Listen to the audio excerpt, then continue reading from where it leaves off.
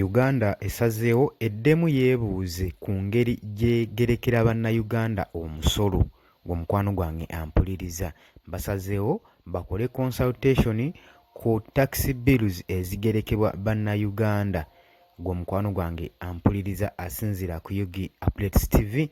Kutegeeza nti no okola kyamaanyi nnyo okwekumira ku mayengo ga Yugi Updates TV, era nnyongera okukulamusaako era nnyongera okubuuzaako weebale obwenkya obwakedde gwe muganda wange ampuliriza eyeekumira ku Yugi Updates TV. Muganda wange nkusiima bya nsusso gwabeerako n'owuliriza channel eno n'owuliriza information eno gwe batuteekako gwe munnankyukakyuka. Nkwebaza nnyo, singa si ggwe ndowooza amayengo gano tegandibaddewo. Naawe ali eyo nga osubscribinga n'oyagaliza n'emikwano gyo ne gisubscribinga ku channel eno n'osharinga, naawe nkwebaza kya nsusso nnyo kubanga mmwe bamu kubakoze ekyamaanyi okubanga mukulaakulanya omukutu guno, okubanga gutuusa information buli nsonda y'ensi, buli nsonda y'eggwanga.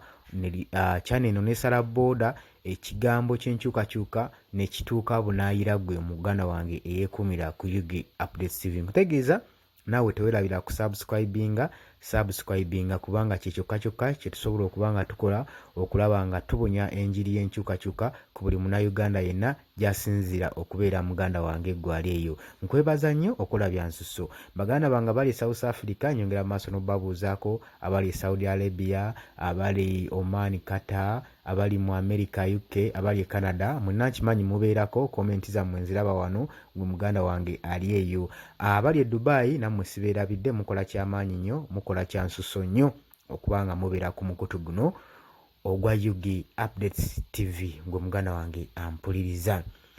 Mukwano gwange olunaku lwabadde lwa ggulo, ekitongole kino omukyalo ono akulira era nga ye deputy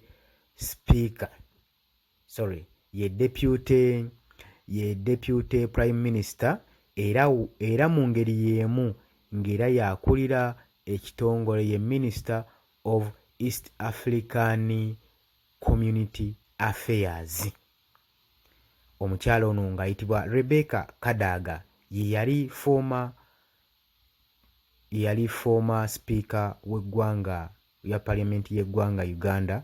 Omukyalo ono nga ye deputy kati prime minister era mu ngeri y'emu nga ye Minister of East African Community Affairs, gwe muganda wange ampuliriza. Omukyalo ono Umani MP ow'Ettololo wamu ne Umani MP ow'Ettololo basinzidde mu parliament ne bateeseganya, ne bawaanisiganya ebirowoozo, ne bagamba okusinziira kitwalabye ku mulirwano ku neighbor waffe wano e Kenya,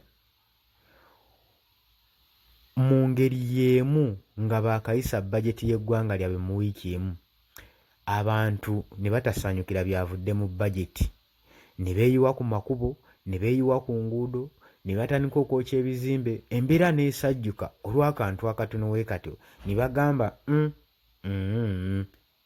katuddemu tutuule tukonsalutinge ku misolo gye tugerekera bannayuganda ddala oba gisaanidde. Agambyewo ati Kadaga nti n'emisolo egimu gye tugerekera abantu bano tegiri fair, giri unfair, ate emirala giri discriminatory, kwegamba givumirira okubeerawo kwa bannayuganda. N'agamba kati recently ekyabadde Kenya tekyawukana nnyo ne kyali wano ewaffe mu Uganda.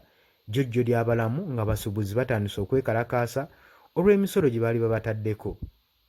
Gwe muganda wange ampulirize yeekumira ku Yugi Updates. Naye nkutegeeza twerabira ku subscribinga gwe mukwano gwange na kusharinga.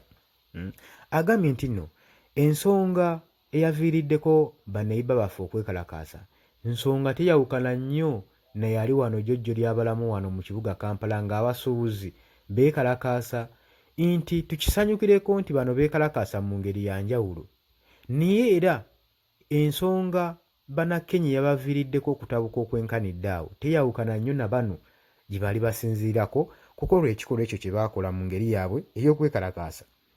So n'agamba nze ndowooza twandibadde tutunuulira nnyo ne twebuuza ne tutunuulira ensonga zino ne tulowooza nnyo nga tetunnagerekera bannayuganda musolo ne tulaba emisolo gino gye tubategerekera nti gisaanidde oba tegisaanidde, gibakosa gitya, gibavumirira batya okusinga bwe banaalabira ku banneyiba baabwe ne beeyiwa ku makubo ne beeyiwa ku nguudo ne twonoona ebintu olw'okuba nga akasonga akatono ako. N'agamba kati sooka okirabe nti Joe Kenya yagaana okuddamu okukkiriza Uganda okubanga exporting amata gaayo ogatwala mu ggwanga lyayo.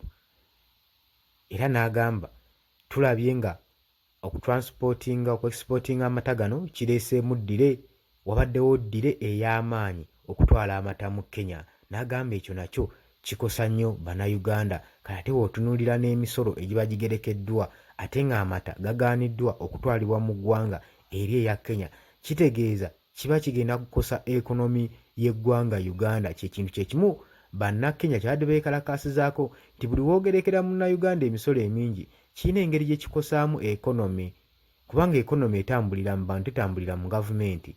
Gw'oba ogeresa ebibyo nga gw'okifunamu, naye ekonomi mu bantu golowooza obalesseewa, kisobola okuleetawo kye bayita economic depression mu ggwanga oba economic crisis.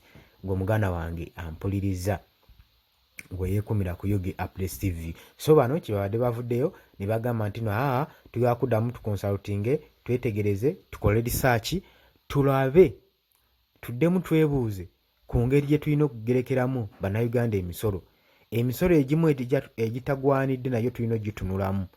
Gwe muganda wange aleeyo bagambye balina okuddamu okutunula ku misolo gyonna egigerekerwa abannayuganda abantu. Egimu gibavumirira, egimu giri unfair, egimu ginyigiriza muntu wa wansi, egimu kwegamba n'okusaanira tegisaanidde kubanga giteekebwako kuba kunyigiriza bunyigiriza munnayuganda asobole okuba nga teyeyagalirako mu ggwanga lye. Gwe mukwano gwange ali eyo. Naye kati kino bakireese lwa nsonga bazuukuse ne balaba nti bannayiba baabwe okwekalakaasa okwabaddeyo n'eryanyi eririyosezza n'ekintu gye kituuse ku extent okubanga kituuka n'okutwaliramu omukulembeze w'eggwanga lya Kenya William Ruto nga abaprotestant bagamba beekalakaasi nti nno alekulire kuba oyo tasaanidde kutuula ku ntebe yaabwe, tasaanidde na kubafuga, nti tagwanira bo kati bakyamuli organizinga nga president. Ensonga zaabijja okutuuka ku extent eyo gwe mukwano gwange ampuliriza ku ggwanga lyaffe wano ku mulirwano mu Kenya oluvannyuma lwa president William Ruto okuvaayo ng'embeera emususeko n'alangirira nti nno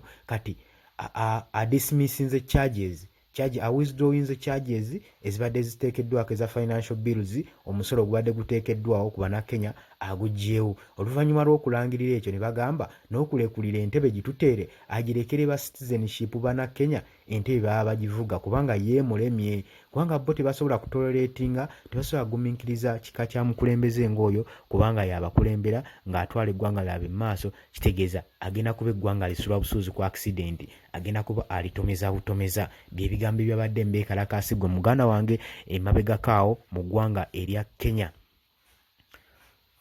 nga bagezaako okubanga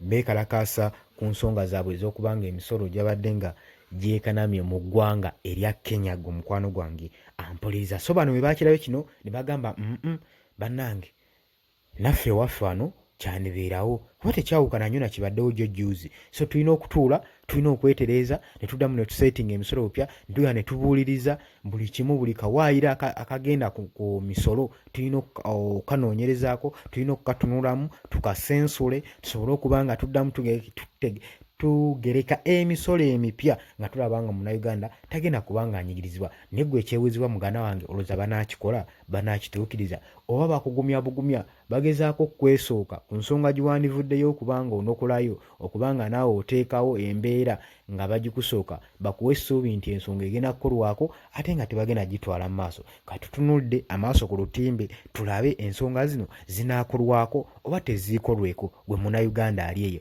jjukira nagaa twasigaza kimu kigambo kyaffe kubanga tubunya enjiri. Buli nsonga ogenda okuba nga ogitegerako, obeere ng'ogitegerako esobola okuba nga enyigiriza munnayuganda, kubanga ensonga ezitwala abaana ebweru okukola si nsonga nnyingi nnyo. Ze zimu omunnayuganda alowooza okukolera wano omwana buli kaakola kebatwala, buli kaakola interest gy'ofuna yenkana n'omusolo gwe bakuggyako, n'osigaza nga gwe ku mulimu ku bizinensi yo ofunako 10% nga gavumenti efunako 90%. N'olaba nga mu butuufu toyina kyokolera okolera gavumenti. Kati kyenva musalawo baganda baffe bano ne bagenda e Bulaaya basobole okuba nga bakuba ekyeyo ey'emisolo gye basobola okuba nga bagumiikiriza. Naye singa ebintu wano mu Uganda biterera, muno Uganda tiyandibadde na nsonga emutwala bweru kukola, yandibadde buli kyakola ng'akifunamu gwe muganda wange ali eyo, nga buli muntu yeeyagalirako mu ggwanga lye. Naye olw'okubanga emisolo gyekanamye, buli kintu baakiteekako omusolo, munnayuganda takyalina kantu kajjamu ssente, ne ssente ez'okola tezirina kye zigasa, zikuyamba kulya na kwebaka. Kikyokka kizisobola okukolera gwe munnayuganda ali eyo. Era tusaanidde nti n'eddoboozi bekikwatako abali eyo abavunaanyizibwako musheyalinge lisobole okuba nga libatuukako, musubscribinge channel eno esobole okuba nga etuuka ku muntu yenna oyo atannaba ku subscribing, esobole okuba nga emutuukako, esobole okuba nga naffe twerwanako gwe muganda wange ali eyo eyeekumirako Yugi Updates TV. Mbaagala nnyo.